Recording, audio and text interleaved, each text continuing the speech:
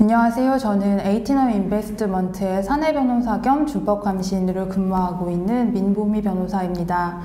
오늘 제가 강의할 주제는 중소기업 창업투자 회사에 관해서 필수적으로 아셔야 하는 법률 강의를 준비했고요. 이제 벤처투자 조합과 조금 구분해서 다음 시간에는 벤처투자 조합에 대해서 설명을 드리려고 하고, 오늘은 벤처투자 촉진법에서 중소기업 창업투자 회사에 관련된 내용을 먼저 설명드리려고 합니다. 넘겨주시면. 네, 저희 콘텐츠는 4개로 준비했어요. 먼저 파트 1에서는 벤처투자 촉진법을 처음 보시는 분들도 법을 이렇게 읽고 이렇게 해석하는구나 라는 내용을 좀 아실 수 있는 내용으로 준비했고요. 이제 두 번째 파트에서는 등록 요건과 관련돼서 혹시 법률 위반 사항이 있지는 않는지 하는 내용들 살펴보는 내용으로 준비했습니다. 아마 창투사를 처음에 등록을 하셨을 때에는 등록 요건을 당연히 완비하셨으니까 라이센스가 부여가 되셨을 텐데요. 이제 운영하시는 과정에서 이 등록 요건을 계속 유지하고 계셔야 되는데 가끔씩 이거 놓치시는 분들이 있으시거든요. 그래서 많이 위반하는 사항들 위주로, 사례 위주로 좀 설명을 드리려고 합니다. 그리고 세 번째는 투자 의무 비율 관련된 내용 설명드리려고 해요. 저희가 이제 벤처투자 촉진법이 제정되면서 창투사와 관련된 투자 의무 비율 관련된 내용이 조금 어렵게 변경된 부분이 있거든요. 이 부분도 사례 위주로 좀 설명을 드리려고 하고요. 이제 네 번째 부분은 가장 좀 어려워하시는 부분이죠. 행위 제한과 관련돼서 위반하기 쉬운 행위 제한 사례를 위주로 좀 설명을 드리려고 합니다. 네, 먼저 첫 번째 테마는 벤처투자 촉진법 읽기라는 말로 쓰여져 있어요. 그래서 우리가 아마 법대를 나오시거나 아니면 법무 관련된 업무를 하신 분이 아니시면 사실 법을 처음에 접했을 때 굉장히 어렵게 느껴지실 거거든요. 그래서 이 법을 어떻게 보고 어떻게 해석해야 되는지에 관해서 좀 살펴보려고 합니다.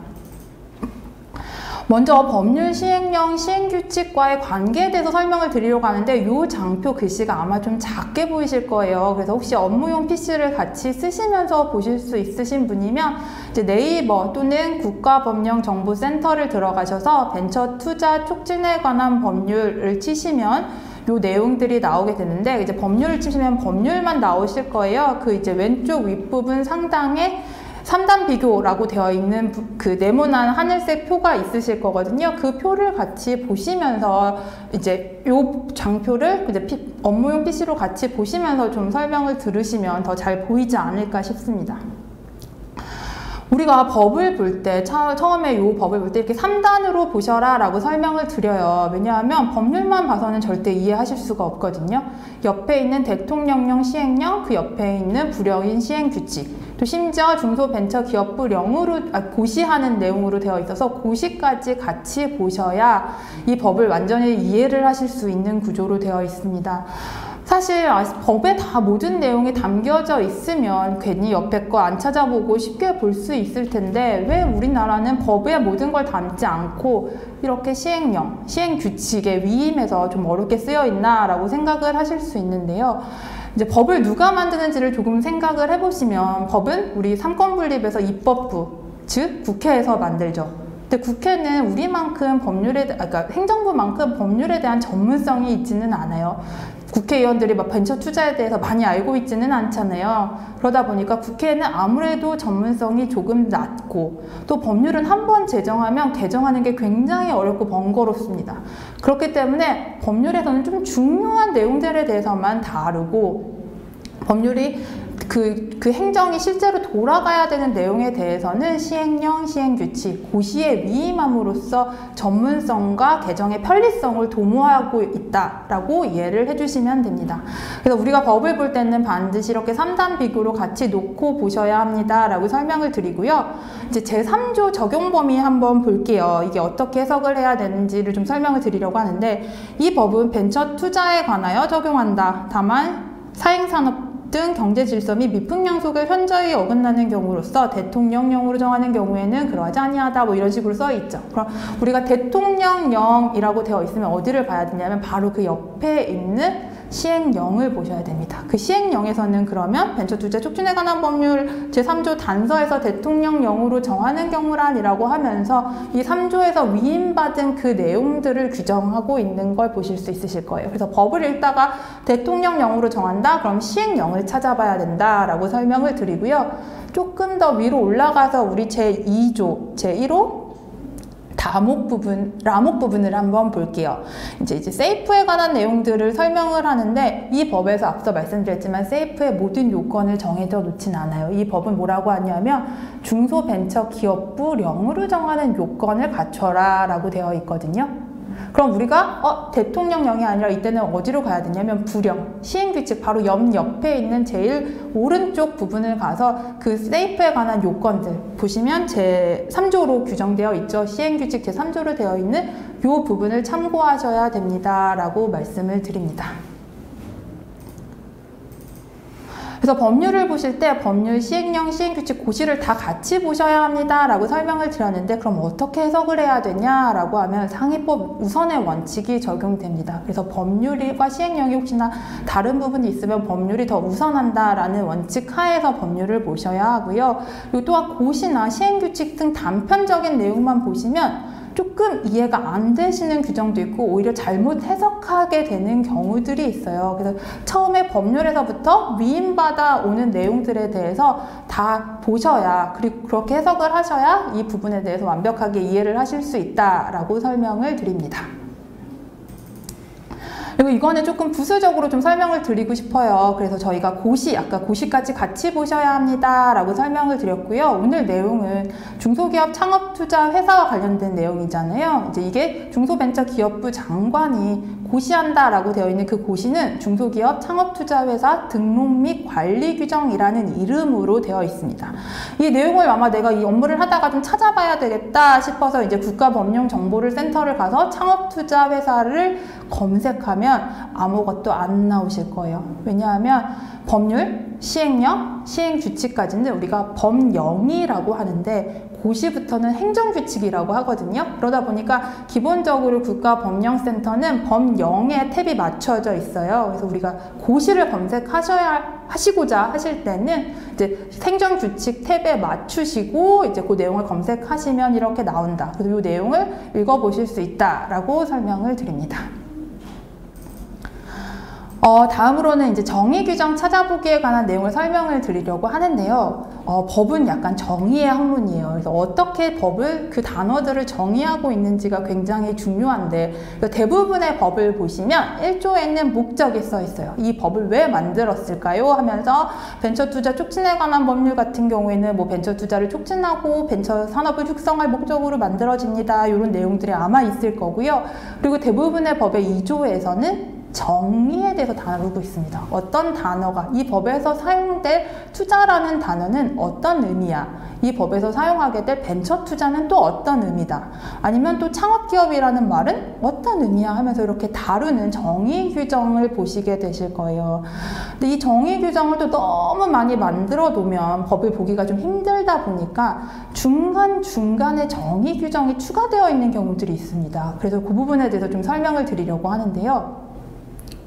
우리가 창투사에 오는 행위 제한을 봤으니까 시행령 25조에 나와 있으니까 이 부분을 공부 좀 해봐야겠다라고 해서 들어오셔서 한번 보시면 제25조 제2호 과목을 한번 보실게요. 이런 업종에 투자하지 말아라 라고 하고 있는데 그 업종으로 금융회사 등이라는 말이 들어있어요. 근데 이 금융회사 등 어디까지가 금융회사일까요? 은행을 말하는지, 증권회사를 말하는지, 보험회사를 말하는지, 창투사를 포함하는지, 신기사는 금융회사인지 좀 이 금융회사의 정의에 대해서 이 부분만 봐서는 전혀 이해하실 수가 없으실 거예요.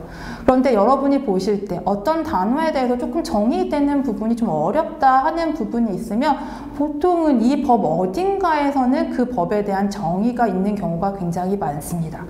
즉, 이 법을 다 열어놓고 컨트롤 F를 치고 우리가 금융회사 등을 검색하면 이미 이 법의 앞쪽에서, 이 시행령의 앞쪽에서 이렇게 정의하고 있어요. 금융실명거래 및 비밀보장에 관한 법률 제2조 제1호에 따른 금융회사 등인데 앞으로는 이거에 대해서 이렇게 다 일일이 기재하기가 힘들기 때문에 우리는 이걸 앞으로는 금융회사 등이라고 쓸 거야 라고 되어 있잖아요. 그러니까 이 부분을 보실 때 금융회사가 뭐지? 라고 하시면 좀 어려우니까 이게 컨트롤 F를 하면서 이 내용들을 찾아가면서 읽어보셔야 됩니다 라고 설명을 드립니다.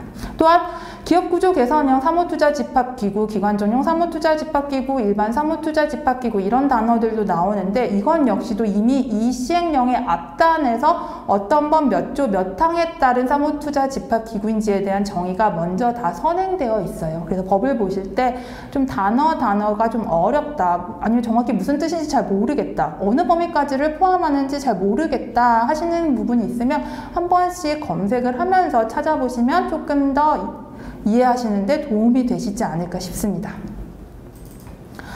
이번에는 진짜 법률을 어떻게 읽는지를 좀 설명을 드리려고 해요. 사실 뭐 많이들 읽으시는 거에서 뭐 틀린다고 해서 크게 문제가 되지는 않는데 그래도 이걸 어떻게 특정을 하고 읽는지를 좀 설명을 드리려고 하는데요. 보시면 제2조와 제50조 두 가지 사례가 나와 있는데 2조의 경우에는 동그라미 1번이 없이 바로 1점이 나오고요. 그리고 50조의 경우에는 동그라미 1번부터 나오죠. 법을 읽을 때는 제 몇 조, 동그라미 1번은 제 몇 항, 제 1항, 동그라미가 없는 경우에는 제 몇 호 이렇게 있습니다. 그래서 만약에 우리가 제 2조 저기 세 번째 다를 만약에 특정한다 라고 설명을 드릴 때는 제 2조, 제 1호 다목이라는 표현을 쓰고요. 이 앞에 가나다라 뒤에는 목을 붙입니다. 그리고 저희가 이제 요거에서 6호의 과목을 특정할 때는 제 50조 제 1항 제 6호의 과목 이런 식으로 특정을 하게 되고요. 목 앞에는 숫자가 아니기 때문에 원칙적으로 제를 붙이지는 않습니다. 두 번째로는 저희 등록 요건 살펴볼게요. 이제 창투사 등록하실 때 앞서 말씀드렸지만 이미 다 이 요건을 갖춰 놓으셨으니까 등록이 되셨을 텐데 창투사를 운용하는 과정에서도 그 등록 요건은 계속 유지를 하셔야 합니다. 그래서 그 중에 많이 위반하는 사례 한번 살펴보겠습니다. 먼저 투자 업무를 위한 전용 공간 기준이 미비한 사례가 생각보다 굉장히 많아요. 이제 첫 번째 요건으로는 사무실의 구조가 타 회사랑 완전히 구분되어 있을 것을 요건으로 하고, 두 번째는 회사의 위치가 누구든지 접근하기 편할 것을 요건으로 합니다. 세 번째로는 전화, 컴퓨터 및 24시간 모사 전송이 가능한 팩스 등을 갖추고 있을 것을 요건으로 하는데요. 여기서 2번, 3번 요건은 이미 많이들 다 갖추고 계세요. 근데 회사가 나중에 처음 설립한 이후에 이전을 하거나 아니면 혹시 다른 회사랑 합쳐지는 그런 과정에서 1번 요건인 사무실의 구조가 타 회사랑 완전히 구분되어 있을 것, 이 요건을 미비하시는 사례들이 종종 발생하게 됩니다. 제가 좀 전에 이제 한국벤처투자준법지원실에 있으면서 정기검사를 이제 중소기업으로부터 위탁받아서 같이 나가는 경우가 있는데요. 그럼 사실 문 열고 이 회사 들어가면서부터 1번 요건부터 보면서 들어갑니다. 사무실의 구조가 타 회사랑 분리되어 있는지 먼저 그것부터 확인하고 가기 때문에 이 요건은 반드시 갖추고 계셔야 됩니다 라고 설명을 드리고요. 이제 두 번째로는 변경 등록을 이행하지 않으시는 경우들이 있습니다. 이런 사유들, 8가지 사유가 있으면 14일 이내에 중소벤처기업부에 변경 등록을 하셔야 하는데요. 첫 번째 요건은 회사 이름이 변경됐을 때, 두 번째는 본점 소재지 및 지점 또는 사무소 설치 현황이 변경되었을 때 변경 등록이 필요한데요. 이제 창투사의 경우에 해외 사무소를 설립한다든지 아니면 또 지방에 지점이나 분점을 설치하는 경우들이 요즘에 종종 있는데 생각보다 이 부분에 대해서 변경 등록을 이행하지 않는 곳들이 좀 있습니다. 우리 회사가 해외 사무소를 설치하거나 아니면 지점이나 분점을 낼 경우에 14일 이내에 변경 등록을 해야 한다는 점 주의를 하셔야 하고요. 세 번째로는 대표자 및 임원이 변경되었을 때도 이제 변경 등록 사유에 해당합니다. 네 번째로는 납입자본금이 변경돼도 변경 등록을 하셔야 하고요. 상근 전문 인력의 보유 현황의 변경 및 정관에 적혀 있는 사업 목적이 바뀐 경우, 그리고 5% 이상 또는 10% 이상의 주주의 변동이 생긴 경우가 등록 변경 필요 사유에 해당합니다 라고 설명을 드립니다. 저희가 이제 세 번째로는 투자 의무 비율 좀 살펴보려고 하는데요. 먼저 투자 의무 비율 계산 방법을 먼저 원칙을 좀 설명드리고 다음 칸부터 이제 저희가 사례로 위주로 좀 설명을 드리려고 해요. 창투사는 의무 투자를 해야 합니다 라고 하는데 그 투자 의무 비율이 대체 뭐냐부터 설명을 드리면 등록 후 3년이 지난 날까지 운용 중인 총 자산에서 40% 이상을 투자해야 할 의무가 있습니다 라고 설명을 드립니다. 이때 운용 중인 총 자산이라 함은 창투사 자본금과 운용 중인 벤처 투자 조합의 출자 금액을 전부 합한 합계를 의미하게 되고요. 이 40%를 투자해야 됩니다 라고 설명을 드리는데 그럼 어디에 투자를 해야 되냐? 2번 투자 대상을 좀 설명을 드릴게요. 창업기업, 기술혁신형, 경영혁신형 중소기업, 벤처기업, 그리고 벤처기업 조합의 결성과 업무의 집행, 그리고 5번째로는 중소기업이 개발하거나 제작하며 다른 사업과 회계의 독립성을 유지하는 방식으로 운영되는 사업에 40% 이상을 투자하셔야 합니다 라고 설명을 드리고요.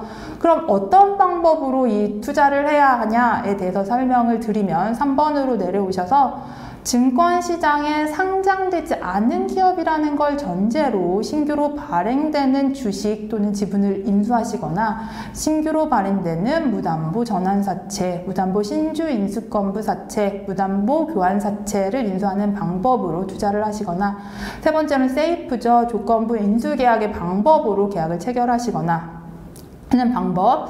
그리고 두 번째로는 개인이나 개인투자조합이 신주로 투자해서 3년 이상 보유한 창업기업의 구주를 인수하는 방법으로 40% 이상의 투자를 하셔라 라고 설명을 드립니다.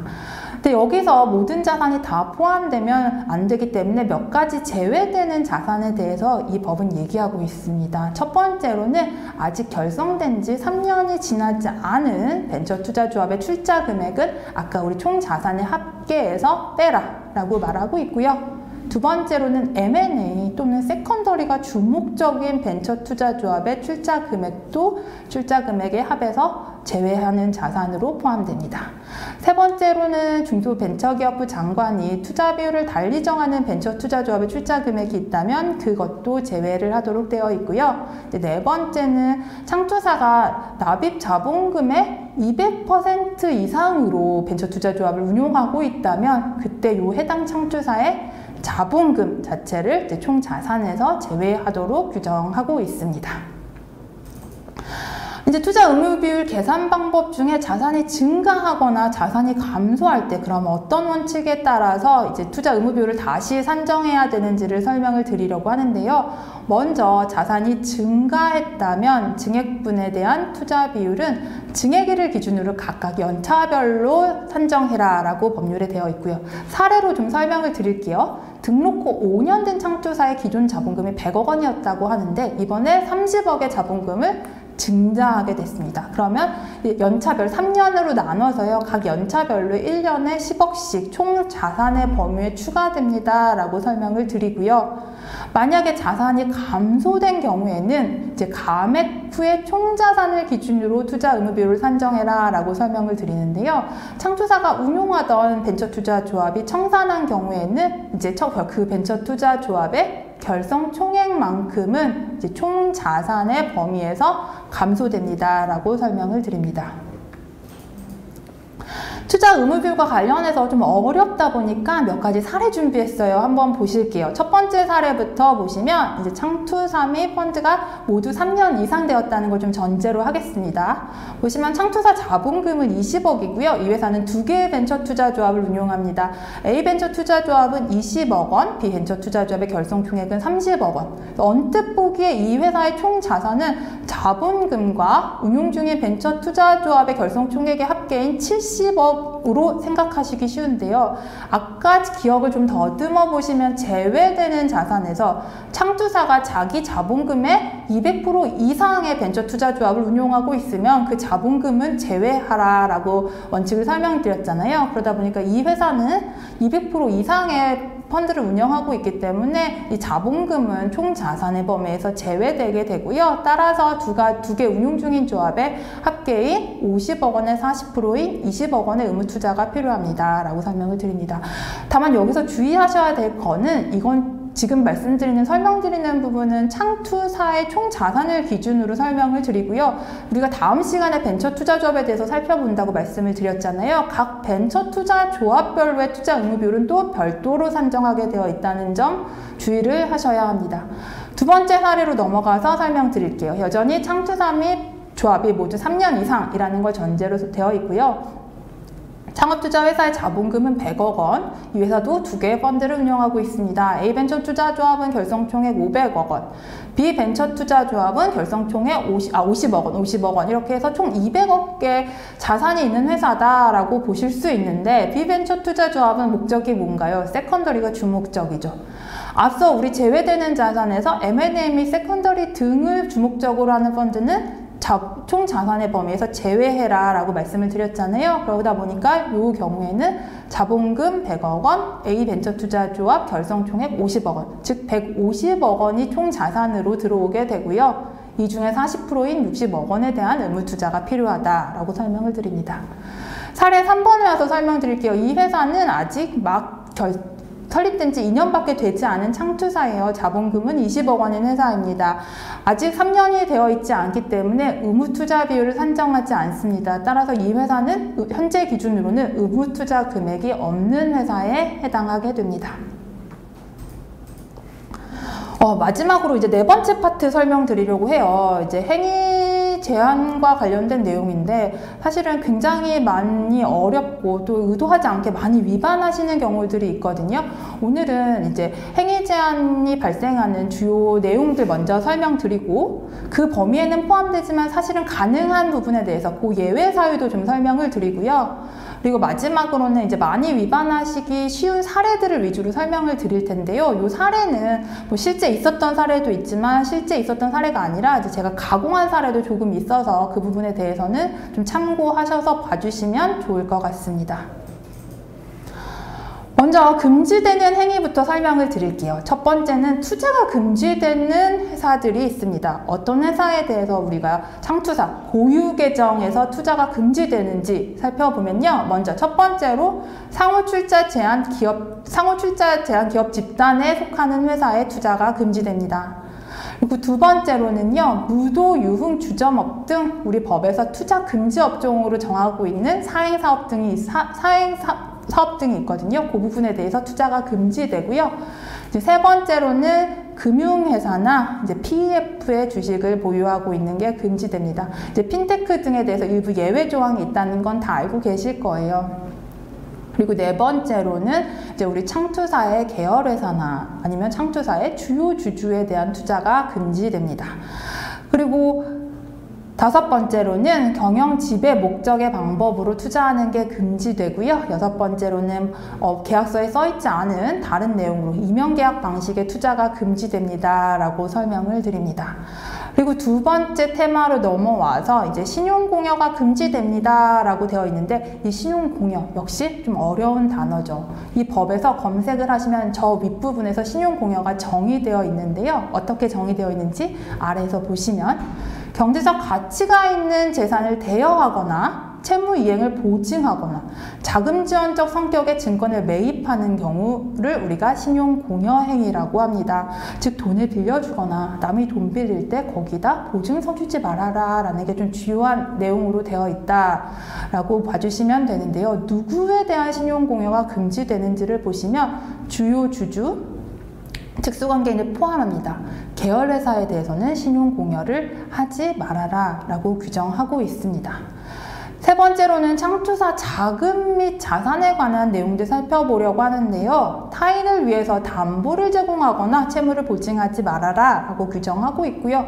제3자를 위한 주식 취득을 하거나 자금을 중개하지 말아라 라고 규정을 하고요. 또 투자한 업체로부터 정상적인 거래 관계 외의 거래를 통해서 자금을 받는 건 금지하고 있습니다.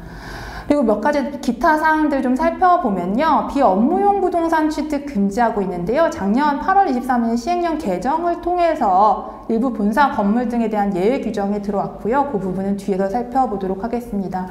또한 종전에는 임직원에 대한 대출과 관련해서 이제 구체적인 규정이 없었어요. 근데 이제 작년 8월 23일 똑같이 시행령 개정을 통해서 임원에 대해서는 연간 급여를 한도로 대출이 가능하고요. 그리고 임직원 전체에 대해서는 회사의 자본 총계의 25% 이내로 대출이 가능하도록 이 한계가 만들어졌다는 내용 알고 계셔야 합니다. 또한 우리 앞서서 본 여러 가지 행위 제한 규정들이 있었는데 이러한 규정을 회피할 목적으로 제3자와 계약하거나 담합 등에 대해서 서로 교차하는 방법으로 하는 거래들이 금지됩니다. 라고 설명을 드립니다. 이렇게 앞서서 먼저 금지되는 행위들이 뭔지에 대해서 설명을 드렸고요. 또 여기서도 가능한 내용들이 있어서 그 부분 설명드리려고 합니다. 첫 번째는 벤처 투자 조합의 출자가 가능해졌어요. 앞서 보셨는데 금융회사에 대한 투자가 금지된다고 설명을 드렸잖아요. 근데 이 금융회사의 범위에서 벤처 투자 조합은 또 제외하는 규정이 있거든요. 그러다 보니 창업투자회사가 다른 VC가 운용하는 벤처 투자 조합에 출자하는 것이 가능해졌습니다. 그리고 두 번째로는 이제 해외 투자 한도가 폐지됐다라고 설명을 드리는데 종전에 우리가 알고 있었던 중소기업 창업지원법에서는 이제 해외 투자에 관해서 한도가 별도로 있었거든요. 근데 벤처투자 촉진법이 제정되면서 해외 투자에 대한 별도의 한도 규정은 없습니다. 다만 그렇다고 해서 우리가 모든 자산을 다 해외에 투자하겠다라고 하는 건 안 될 가능성이 높은데요. 왜냐하면 앞서 보셨지만 우리 어디에 투자해야 될 의무가 있을까요? 창업기업, 벤처기업, 우리 이런 회사에 40% 이상 투자 의무 비율 있잖아요. 그러다 보니까 별도로 해외 투자에 관한 한도는 없지만 항상 내가 투자 의무 비율을 준수하고 있어야 한다는 점에 대해서는 유념을 하고 계셔야 합니다. 그리고 세 번째로는 아까 회사의 비업무용 부동산 취득을 금지하는 규정이 있었는데 작년 8월 23일부로 이제 복리후생 목적의 부동산 취득이 가능하도록 규정됐습니다. 임직원의 사택이나 연수시설 및 복리후생시설로 직접 사용할 부동산을 소유하는 경우에는 이제 창투사도 부동산을 취득할 수 있는 예외 규정이 생겼다라고 설명을 드리고요. 아까 투자하면서 이면계약의 방법으로 투자하시면 안 됩니다 라고 설명을 드렸는데 이때 이면계약의 모든 다 투자계약을 제외한 뭐 주주간계약이라든지 다른 계약을 의미하는 것이 아니라 부당한 목적을 가지고 정식 투자 관련 계약서에 없는 조건을 설정해서 이면 합의하거나 이면 계약을 체결하는 것을 금지하는 것이다. 즉 주주간 계약을 체결하는 내용까지 금지하고자 하는 취지는 아닙니다 라고 설명을 드립니다. 그리고 이제 계속 금지되는 행위에 대해서 예외 규정은 계속 살펴볼게요. 앞서 우리 상호 출자 제한 기업 집단에 투자하시면 안 됩니다 라고 설명을 드렸는데요. 이제 작년에 8월 23일 시행령 개정을 통해서 회사가 우리가 투자하고 나서 상출 집단에 포함이 되거나 우리가 투자하고 나서 상출 집단 회사와 M&A 하는 방법으로 상출 집단에 편입된 경우에는 이 편입된 날로부터 5년 이내에 매각해야 될 의무를 부담하게 됩니다. 상출 집단 투자한 후 보유 자체가 금지되는 것은 아니지만 투자 당시 상출 집단이 아니었다는 것을 전제로 투자 후에 상출 집단에 편입됐다면 편입된 날로부터 5년 이내에 매각하셔야 됩니다 라고 설명을 드리고요. 그리고 앞서 이제 금융회사 주식 취득 다 금지입니다 라고 설명을 드렸는데 창투사가 M&A를 목적으로 이제 다른 창투사의 주식을 취득하는 경우 일부 가능한 내용들 들어와 있고요. 그리고 우리 창투사가 PF 운용사 같이 겸하시는 경우들 있잖아요. 그러니까 기관 전용이나 일반 PF에서 GP로 운용사가 참여하는 경우에는 이 부분에 대해서는 가능합니다 라는 규정이 있습니다. 그리고 아까 우리 위반되는 행위들 설명드리면서 경영지배 목적으로 투자하시면 안 됩니다 라고 설명을 드렸는데 다만 경영지배 목적 투자라고 하더라도 경영지배 성립일로부터 6개월까지 보유하시고요. 그리고 성립일로부터 7년 내에 전부 매각하신다면 그 범위 안에서는 가능합니다 라고 설명을 드립니다. 그리고 네 번째로는 마지막으로는 이제 계열회사 주식 취득에 관한 내용인데요. 아까 창투사는 본인의 계열회사의 주식을 취득하시면 안 됩니다 라고 설명을 드렸는데 창투사의 주요 주주가 기술 지주 회사이거나 신기술 창업 전문회사에 해당하는 경우에는 기술 지주회사, 신기술 창업 투자 회사의 자회사나 출자회사에 대해서는 계열회사임에도 불구하고 주식 취득이 가능한 예외 규정이 추가되어 있습니다. 이제 금지되는 행위 사례 위주로 좀 설명을 드릴게요. 워낙 법률은 좀 보기가 어렵다 보니까 많이들 위반하시는 사례 위주로 좀 준비를 해봤는데요. 사례 첫 번째부터 볼게요. 고유 계정으로 이제 상출 제한 기업 집단에 소속회사에 투자하는 행위 금지됩니다. 라고 설명을 드렸는데요. 생각보다 많은 회사가 이걸 위반하고 있습니다. 왜냐하면 우리가 오히려 이 부분은 좀 옛날부터 이 업계에 계셨던 분들이 좀 많이 헷갈려 하시는 부분이에요. 왜냐하면 이제 중소기업 창업지원법, 종전법이 운영되던 시절에는 상호출자 제한 기업 집단의 투자가 금지되지만 상장시장에서 구입하는 건 그땐 가능한다는 예외 조항이 좀 있었거든요. 근데 벤처 투자 촉진법이 제정되면서 그 조항은 사라졌습니다. 즉 상호출자 제한 기업 집단에 대해서는 상장시장이든 비상장시장이든 공모주 시장이든 불문하고 투자가 금지됩니다. 그래서 상장시장을 통해서 상호출자 제한 기업 집단에 투자하는 방법, 공모주 청약을 통해서 투자하는 방법 모두 금지됩니다. 라고 설명을 드리고요. 이 세 번째 사례가 좀 주의를 하셔야 돼요. 왜냐하면 우리가 다른 VC로부터 구주를 살 때는 당연히 저 VC가 가지고 있는 구주가 보유할 수 있는 법을 위반하지 않은 주식이겠거니 하고 주식을 사는 경우가 있는데요. 앞서 살펴보셨지만 투자 당시에는 상호출자 제한기업 집단이 아니더라도 상출 집단으로 지정이 된다면 5년까지는 계속 보유하는 게 가능하잖아요. 그래서 저 기존의 창투사가 그걸 보유하는 게 법률에 위반되지는 않습니다.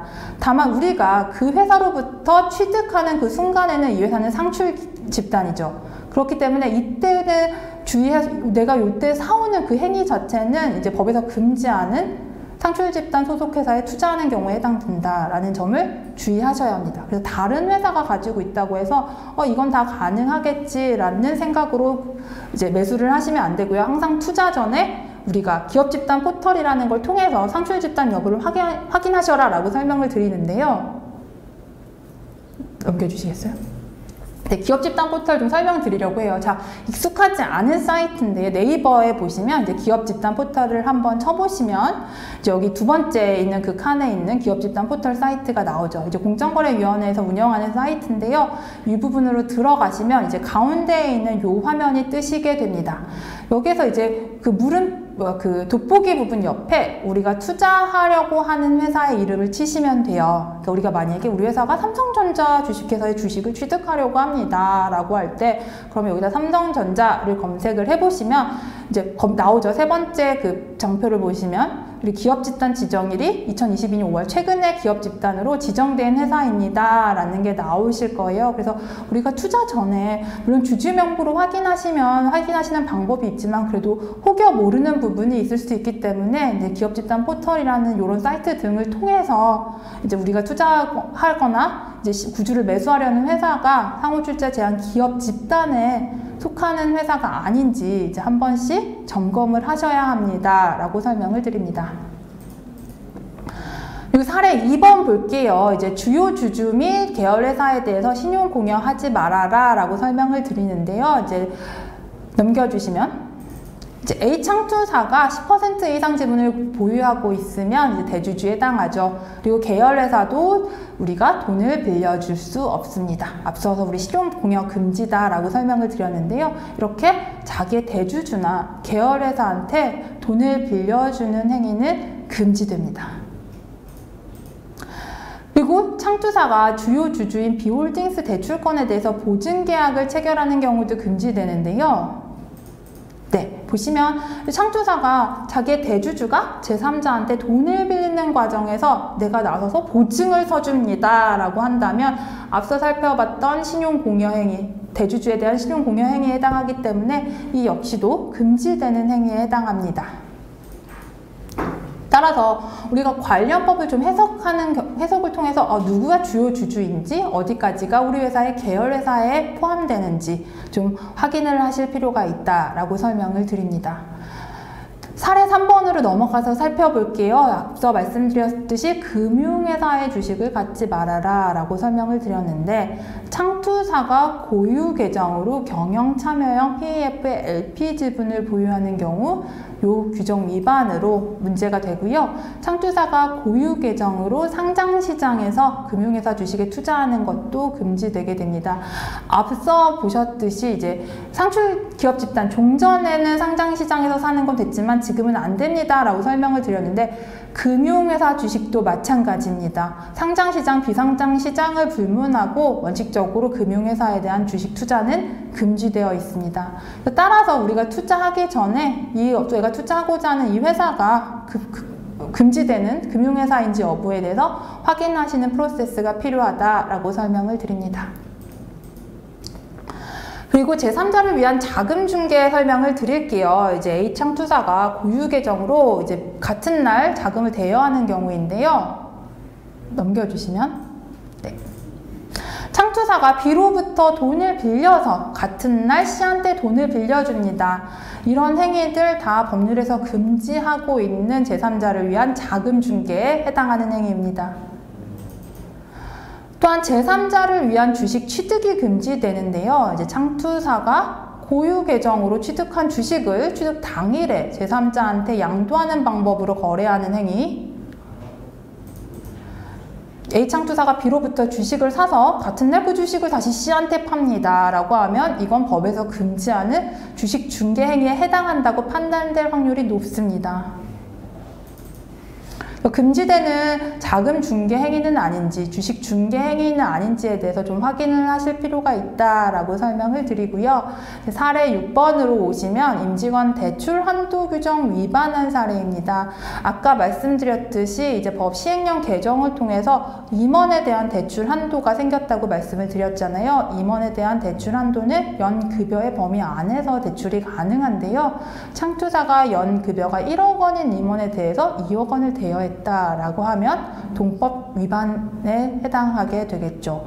대출 한도와 관련돼서는 내부의 규정을 좀 만들어 두실 필요가 있고요. 이 법을 위반하지 않도록, 그리고 대출 시마다 우리가 이 한도를 초과하고 있지는 않은지 확인하는 규정 절차가 필요합니다 라고 설명을 드립니다. 이제 금지되는 행위와 관련돼서 몇 가지 사례 한번 보고 갈게요. 먼저 사례 1번으로 와서 보시면요. 이제 2020년 5월 4일에 A창투사가 창업기업인 B에 투자합니다.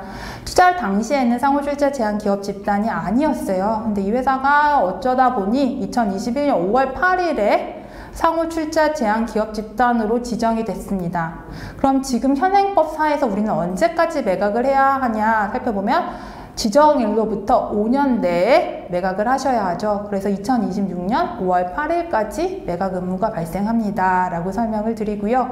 사례 2번으로 와서 보시면 이제 A창투사의 70% 이상의 지분을 보유한 B회사, 즉 대주주에 해당하죠. A창투사의 대주주는 B입니다.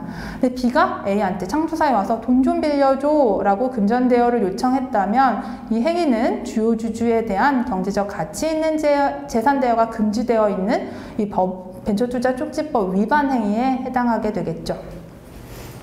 세 번째, 마지막 사례로 와서 보시면 이제 이런 경우들이 좀 있는 것 같아요. A증권사 같은 경우에 뭐 거래를 하지 못하는 법률들이 좀 있나 봅니다. 그래서 A증권사와 B사 사이에서는 직접적인 거래를 하지 못해요. 주식을 팔고 싶은데 직접 할 수가 없으니까 증권사에서 창투사에 연락을 합니다.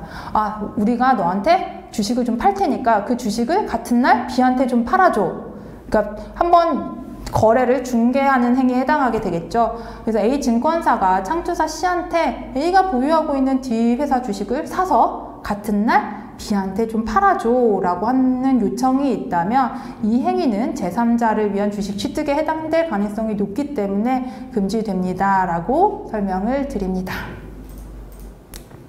고유 계정 투자 전에 체크하셔야 할 사항들이 있어요. 몇 가지. 이 내용들을 이미 앞서 다 살펴봤지만 하나씩 한 번 더 짚고 넘어가면서 설명을 드리겠습니다.